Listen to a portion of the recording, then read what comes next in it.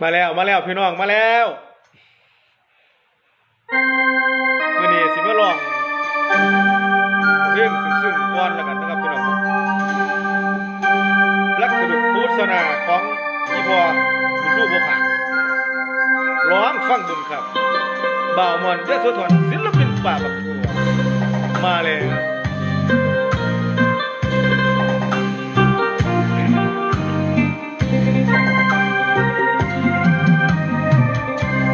ไม่มีสิทธิ์จะคิดค่อยคว้าคนทำไรนะไม่มีตรามาการันตีหมดวาสนาที่จะพาน้องเข้าพิธีสักฉันก็เพียงเท่านี้คงไม่มีค่าพอหรอกนะเราจะเข้าใจกันและกันพ่อแม่น้องนั้นเธอขวางกันกีดกันเช้านาไม่อาจทำใจแอบร้องไห้ให้แพ้ชะตาเพราะมีหนุ่มปริญญามาเกี่ยวพาน้องเป็นแรมปีพ่อแม่น้องท่านต้องการเคยดีมีนา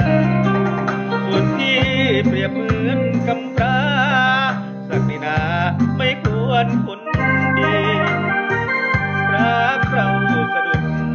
ก็เพราะวุฒิชาวนาไม่มีผู้แข่งเขามีศักดิ์ศรีเพียงน้องไปดีพี่ก็ภูมิใจขอ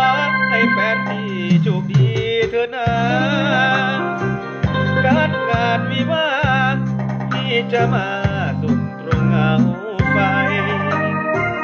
ชุดของชาวนาไม่กล้าสวมร่วมงานโต๊ะใหญ่ขอบังเงาไม้หลบมุมไฟมองน้องแต่งงาน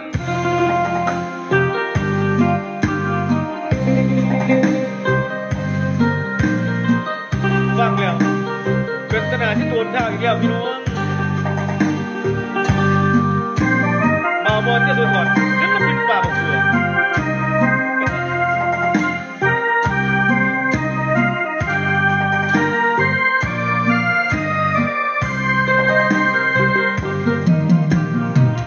ขอให้แฟนพี่โชคดีเถิดนะการงานวิวาห์พี่จะมาสุดตรงเงาไฟ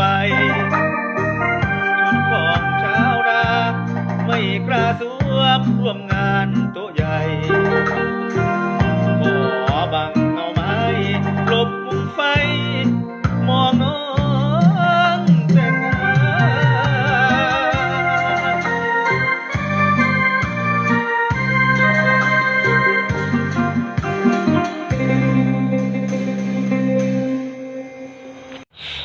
เอาพี่น้องต่อไปจะเป็นหมอลำของอ้ายโอเอนะครับส่งเจ้าด้วยเหล้าขาวเหมือนว่าจบบ่จบก็ถ่าฟังให้เบิ่งในเด้อพี่น้องเอ้ยกำลังหัดล่ำก่อนนี่ ผิดพลาดหมดไหนก็ขออภัยหลายๆเด้อครับบ่าวมอนยะโสธรครับ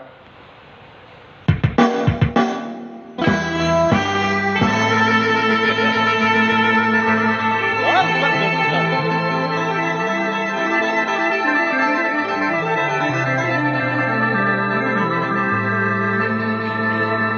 ละเมาจนหัวล้าน้ำมันถึงยามหัวใจเหี่ยวเราเพียวสินั่งจูสู่ลางระวังใจรับปิดบัญชีหักไปเอาคนใหม่เข้าเรือนหอ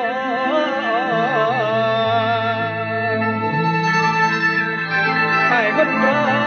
ก็เลยเงาสินั่งเมา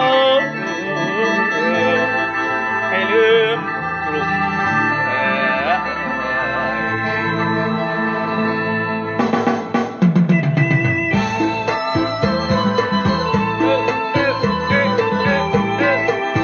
บ่าวมอนยะโสธร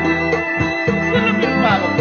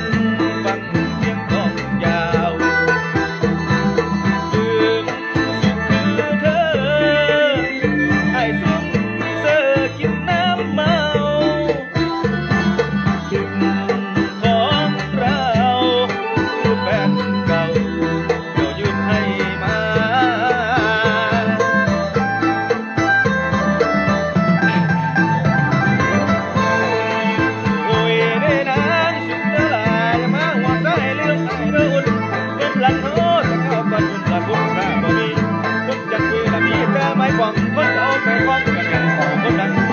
ลูกสันก็สมกันคือว่าถึงเสียงก็ว่าพลังยังอยู่ไหนคือไอ้คนโตไว้วังฟ้าไอ้ขอลาตาบานนกถึงบ้านขวางกันตะวันรับตาแงนมองผ้าบ้านของน้องสีชมพูเปิดใสเจ้าสุขในหอไอ้หนอสิ้นหนทางไปนั่งตอนใจร้องไห้อยู่ไรเลือดนอง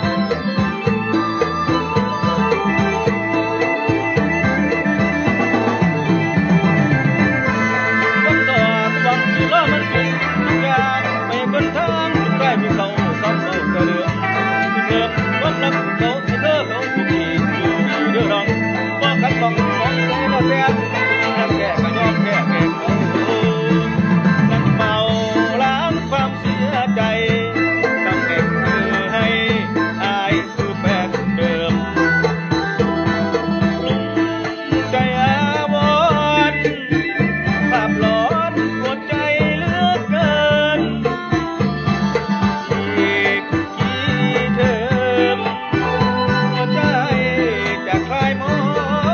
งหมดน้องคนเดิมแต่คนที่นอนคุ้มเบิดค่าวาสนาสังขารจากไอ้ก็หักกันบ่มีเย็บเธอนี่บ่มีผู้มองเดียวเย็บเธอนี่บ่มีผู้มองเดียวเอาเหล่าขาวเปรี้ยวๆอย่า